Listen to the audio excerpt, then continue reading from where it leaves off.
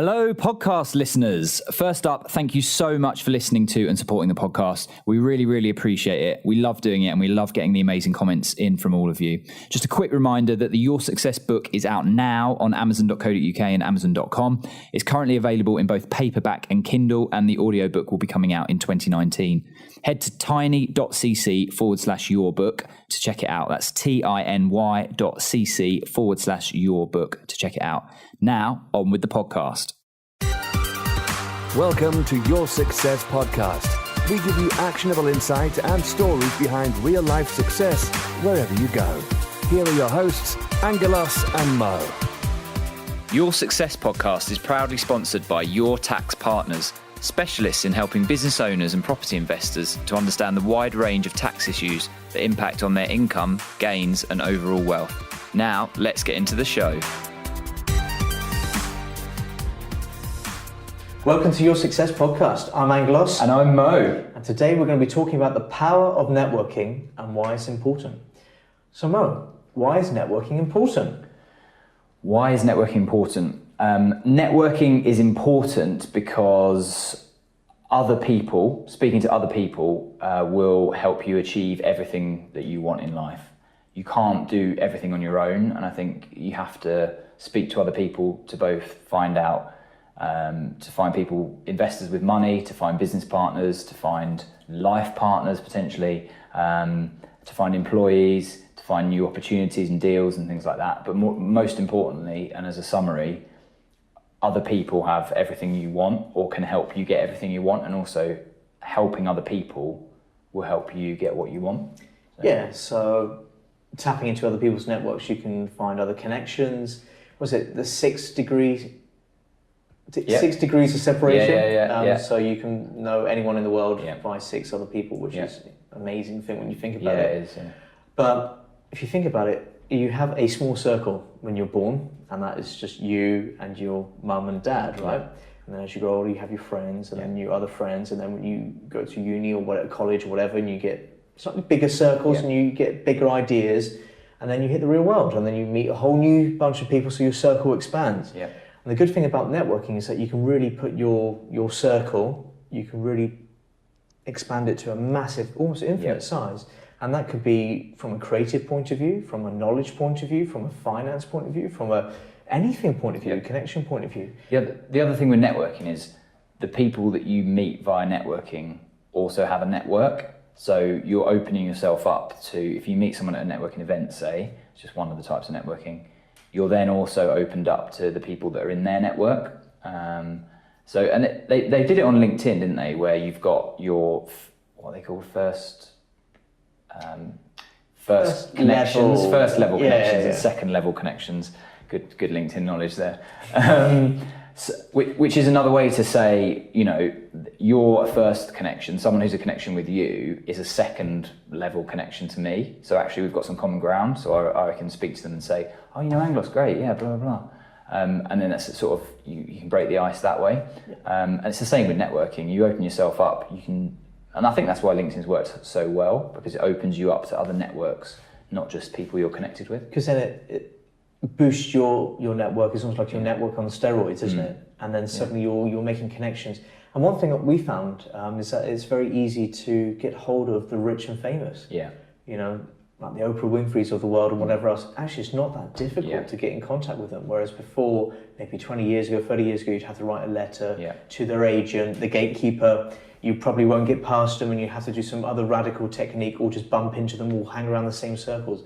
Now with a single tweet or LinkedIn message, hey X, I'd like to meet you, I think you're great, or whatever it is, and then it just breaks down those barriers. So it's made the whole world into this much smaller, super connected, kind of place, which is fantastic. Yeah. So when you mentioned something there, different types of networking. Can you give some examples of? Yeah, so I think in terms of types of networking, you've obviously got the most obvious, which is networking events. So that's one that you run that you can talk about in a minute. So networking events, going to a specific event of people that are interested in a similar thing to you or something you want to get into. That's a great way to meet like-minded people. Other networking could just literally be telling everyone what you do and giving them your card, if you've got a business card. networking can be done digitally, so online. You can start connections through LinkedIn and through social media and things like that as well. So yeah, I think there's loads of different types of networking. I suppose the point is it's about making a connection, and that is either a connection in person or it's a connection digitally. But the most important thing is making that connection. Yeah. So, okay, I'll give an example of networking. So, why don't you talk about your networking event? Yeah, that's a good thing there, Mo. So I'm going to talk about my networking event whilst Mo very subtly goes and switches off the alarm. So I realised very early on in my property investing career that investing can be quite a lonely journey. So I decided to create my own network, and we started with 7 odd people in the network. And fast forward 5.5 years, the group, which is called Professional Investment Group, or PIG for short, has now about 1,000 odd members across the southwest of England. And we meet up once a month in Devon and Cornwall, and we talk about property investing, personal development, property news, mortgage news, and loads of power networking to make sure that everyone in the room has the best possible chance of both learning, being inspired, sharing, that kind of thing. And it's a really great community. So that's a really good example of where if there isn't a network in your area, why not just create it? Because you don't know who you're going to meet. There's been millions of pounds worth of joint ventures that have been done within the network of PIG, Professional Investment Group, as it's affectionately known as.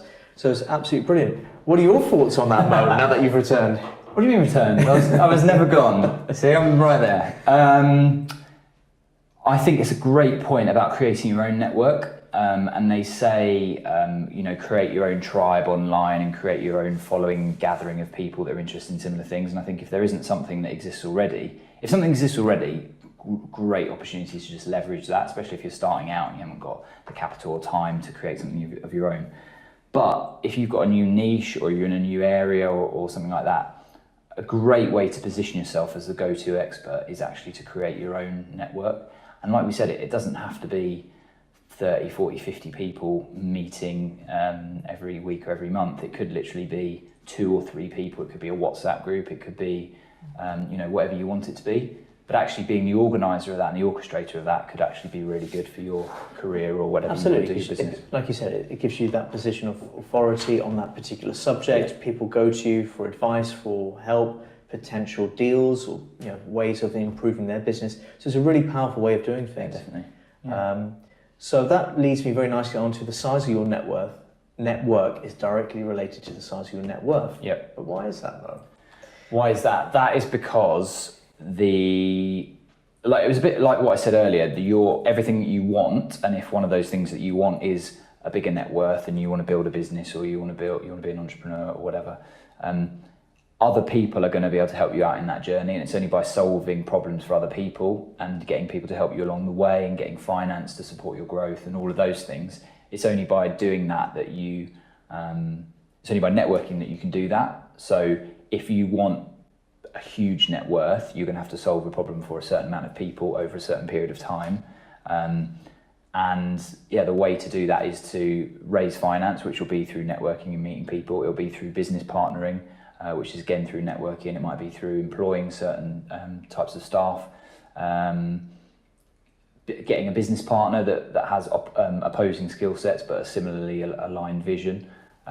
So all of those things you can get directly from a network. So the size of your network is going to be directly proportional to your net worth, but also not just the size but the quality, because you can have loads and loads of people in your network, but if they all just go down the pub and don't have any aspirational plans to do anything, that's probably not going to impact your net worth. And going back to value, it's very important to add more value than what you take out. Yeah, definitely. Because when people see that you give freely, they want to connect with you, they want to talk with you. You've got to be careful of spongers. Yeah. They'll take everything if they have to, but it's just, as a principle, give back as much as you take it. And also bear in mind, you are also part of other people's network as well. Yeah, absolutely. And Gary, just on that give back as much as you take out, I think Gary Vee has this good saying about 51-49, which is just giving slightly more value than you get. And although like in the early days, in the short term, it might be like, well, why are you giving more value than you're getting back? Or why are you over delivering on something when someone's only paid for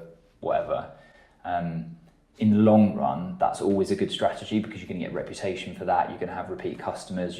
Those customers are going to tell other customers, or those business partners are going to tell other business partners.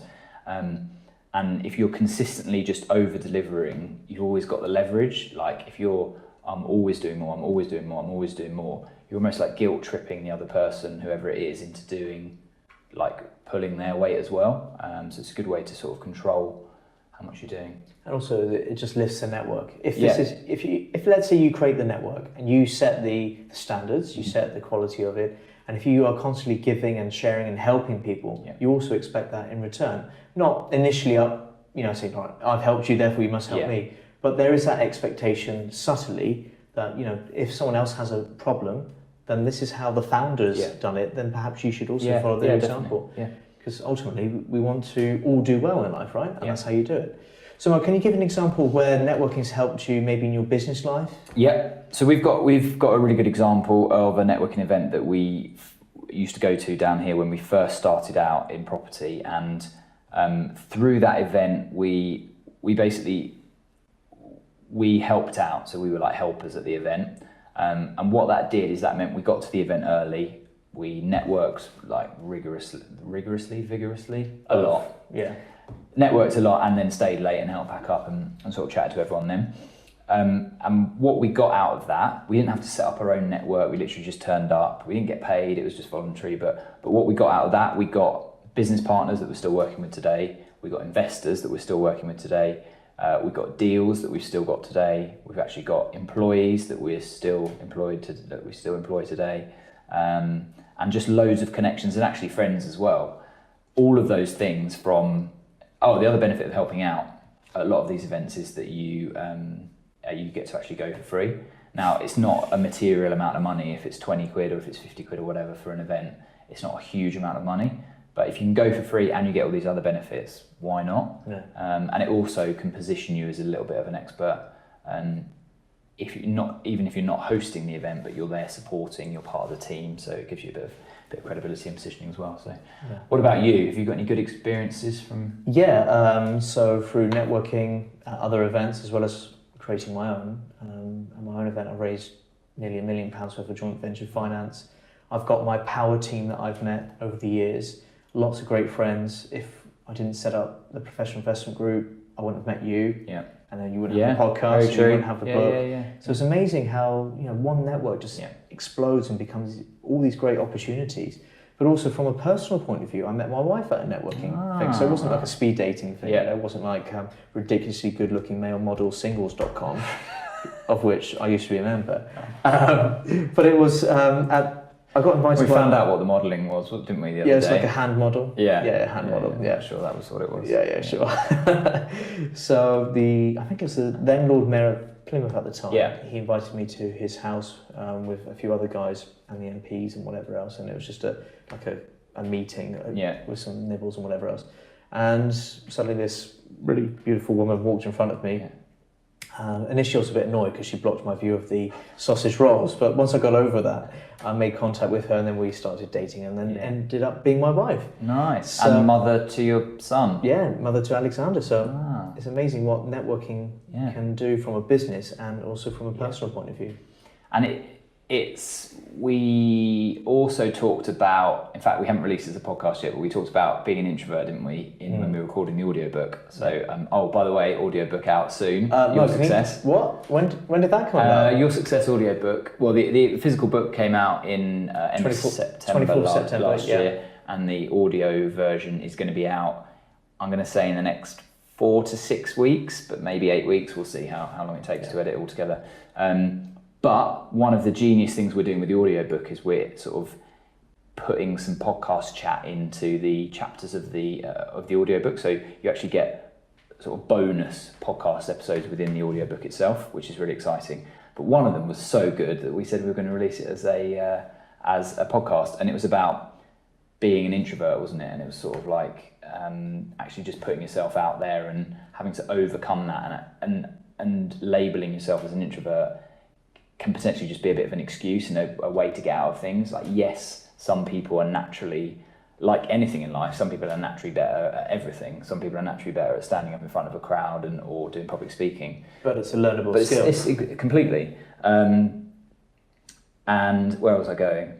Well, don't say too much, because otherwise people won't listen to it. But we're really, really excited about the audiobook. Yeah. We've no, it was relevant. Yeah, go on, Mo. It was talking about just putting yourself out there in terms of networking, and we can talk about the introvert thing when we release that. So yeah, really excited for that. That'll be released on Audible. Yes. And we are, like you said, we've put in lots and lots of mini podcasts throughout the chapters just to add extra value to people that might be interested. So that's coming out soon. We'll let everyone know about that. We want to know your thoughts at home about networking and why you should be doing it. Has it helped your business? Has it helped your career at all?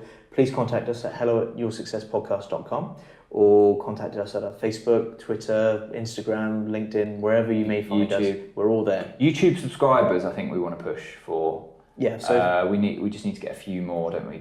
Absolutely. So yeah, if you watch us on YouTube, because I know a lot of people do, please click subscribe and the little bell icon, so then you get notifications when we release a new thing every week. Yeah. So yeah, absolutely. Thank you for listening at home. I've been Angelos. And I've been Mo. And see you again on the next exciting episode.